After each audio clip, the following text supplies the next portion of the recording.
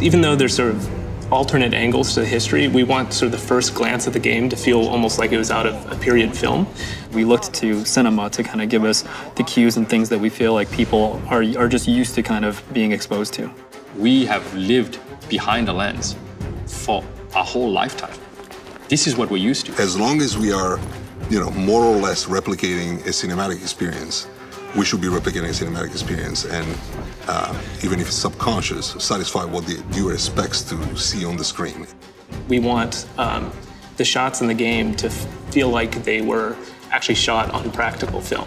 So all those properties, from distortion to film grain, exposure, all these things are actually modeled into each practical lens we use. And you see certain discrepancies, certain imperfections that you excuse. Not only do you excuse them, if they didn't exist, it would make it feel real.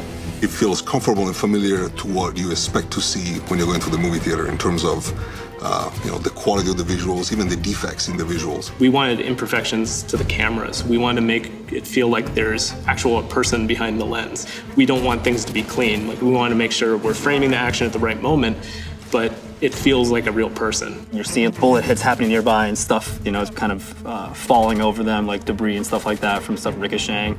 And we get those moments, it's really cool to be that tight and see the character flinching and watch these puffs of smoke and little bits of rock or wood kind of get flung over him. So if something kind of happens out of the peripheral vision, we want to build in to the camera a sense of personality. So the cameraman actually has a delay in reacting to it. Visually, we wanted to make sure things weren't very sterile looking. It amps up all those things, and you feel a lot more like on edge the whole time. There's all sorts of stylization you can do afterwards in terms of color grading, lighting, effects.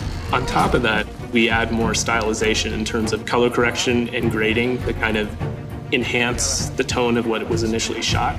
That's something that gives us a lot of control in post to be able to really hone the look of the game. When you put all of this together, it was funny how well it just jived.